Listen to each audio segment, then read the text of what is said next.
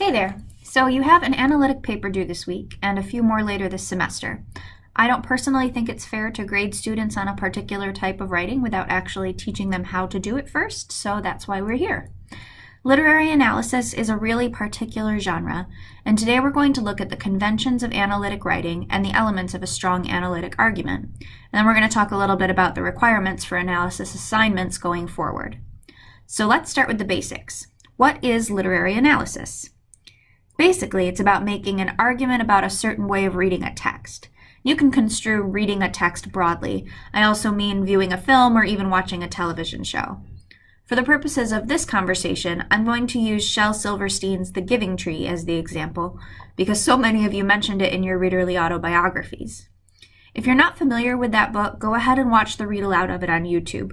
I recommend the version by Reading Pioneers. It will really help you understand the discussion better if you know which book we're talking about. So anyway, literary analysis involves making a claim about a book and backing it up using outside scholarly resources and examples from the text itself. Both of those elements are absolutely essential, and we'll look at them in more detail a little later. You also need to make an argument about why your interpretation matters. So let's start with making a claim. Within the literary field, we talk about viewing texts through different lenses. At the risk of seeming like one of those teachers who tries to connect with students in really silly ways, I'm going to compare them to Instagram filters.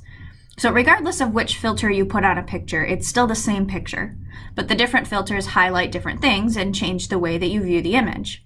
Some pictures are better suited to certain filters than others are, but that doesn't mean that there's only one good filter to use. The same is true in literary analysis. There are tons of possible lenses or schools of criticism to use in literary analysis. Some of the most popular are feminist criticism, Marxist criticism, narrative theory, critical race theory, queer theory, disability theory, posthumanism, historicism and new historicism, postcolonial criticism, cultural studies, eco-criticism, psychoanalytic criticism, and deconstructivism. I'll make a little cheat sheet about those and put it in the files section so that you can take a look when you're ready to work on your final project analyses. For our example today, we're going to look at the Giving Tree through a feminist lens. So feminist criticism looks at power dynamics, especially as they relate to sex and gender. So in this case, the feminist lens is a pretty obvious one to apply, since there's a power relationship between the tree and the boy, and the tree is described using the feminine pronouns she and her. We could also analyze it through plenty of other lenses, some of which would be more obvious than others. Applying a lens that doesn't seem immediately obvious is called reading against the grain, and that's a fine thing to do. But today we're reading with the grain, and for the sake of this discussion, I'm making the claim that the Giving Tree celebrates feminine self-sacrifice for the benefit of men. So I could just drop that claim and walk away, but nobody would pay much attention to me since I didn't explain myself. Explaining myself starts with referencing outside sources. And these aren't just like random blog posts you find anywhere on the internet. They need to be written by an expert in the field and subject to some sort of criticism by other experts in the field. So that means journal articles, books published by publishing companies, or reputable news outlets. For this argument, I think I'll need to find resources that prove that there is some precedent for feminine self-sacrifice. That way I can really make a point that this trope is real enough that it mirrors some kind of truth in the world. And I want those resources to talk specifically about the 20th century in America, preferably, since the book was written in 1964 in the US. In fact, my argument might start to cross into the historicism lens a little bit here, because I'm looking for historical information to support my claim. Because what I'm really doing is saying that American values from the era when the book was written may be reflected in its pages. Usually I would insist that you include about 1 or 2 scholarly resources per page of your argument. So my next step is to find proof for my argument in the pages of the text itself. If the text doesn't support your argument, you've compiled an ineffective analysis. So here's what I'm going to pay attention to in this book. First, the use of gendered pronouns. 2, the personification of the tree, which means talking about the tree like it's a person. So that means whatever times that feelings are attributed to the tree. And also I'm going to look at the boy's actions, including the use of the tree's resources and the demands that the boy makes of the tree. So I decided these things because when I read the book, I looked for places that highlighted a power relationship between the tree and the boy. And whenever I saw a power dynamic, I saw one of those things we just talked about happening. I also thought about the scholarly resources I looked at, and that's what made me pay attention to gender. So, here's how I might set up my argument.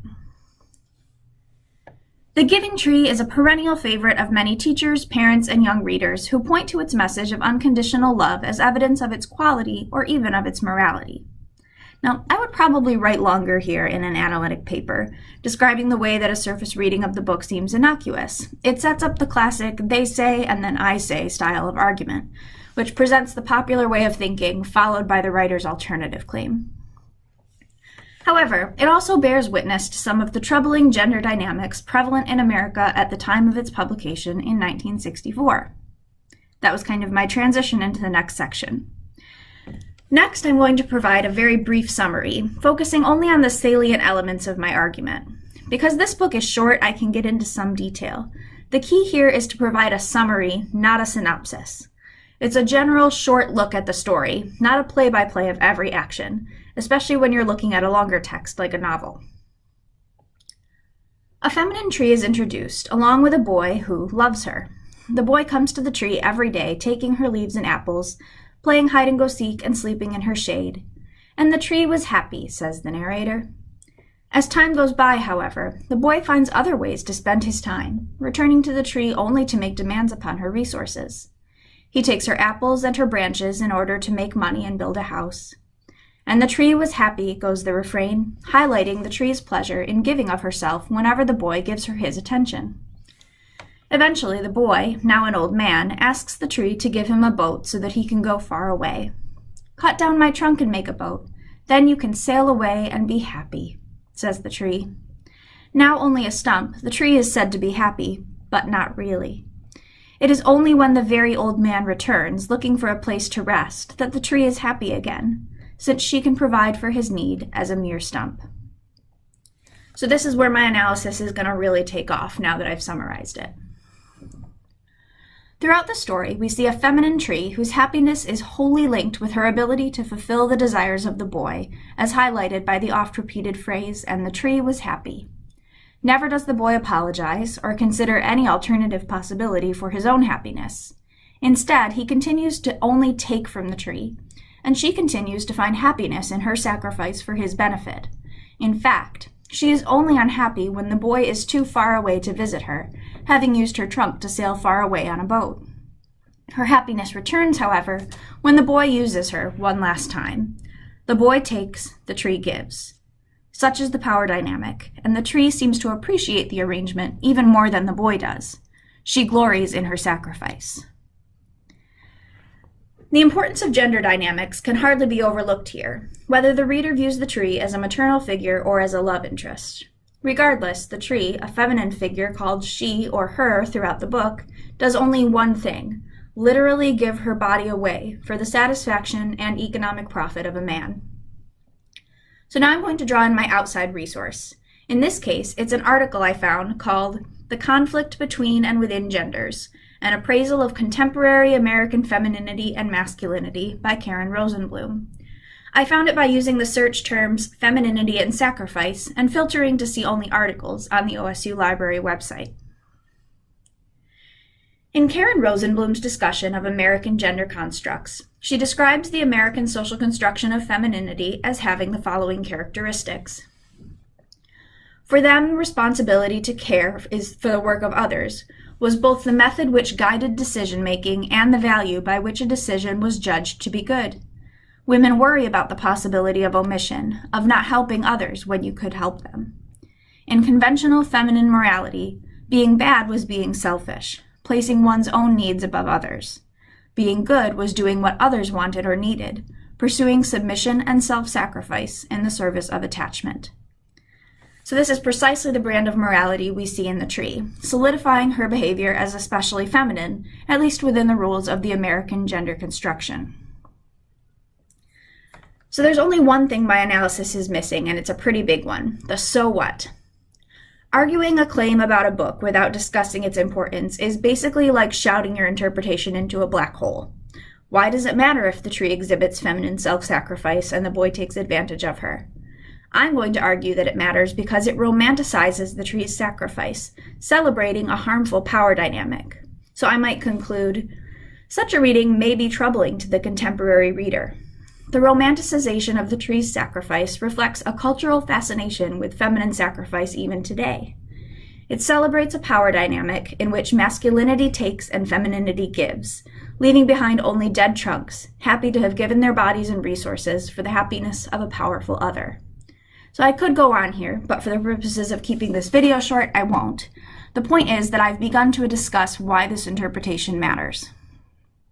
Now, before this video ends, I want to go over the requirements for your upcoming analytic writing assignments.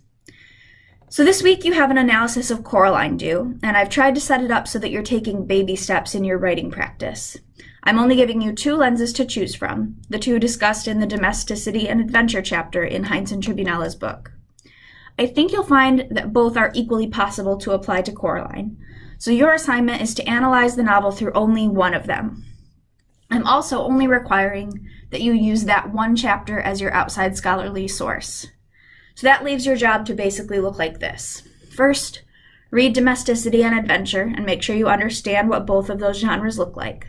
Second, read Coraline and make some notes about places in the text where you see either domesticity or adventure represented.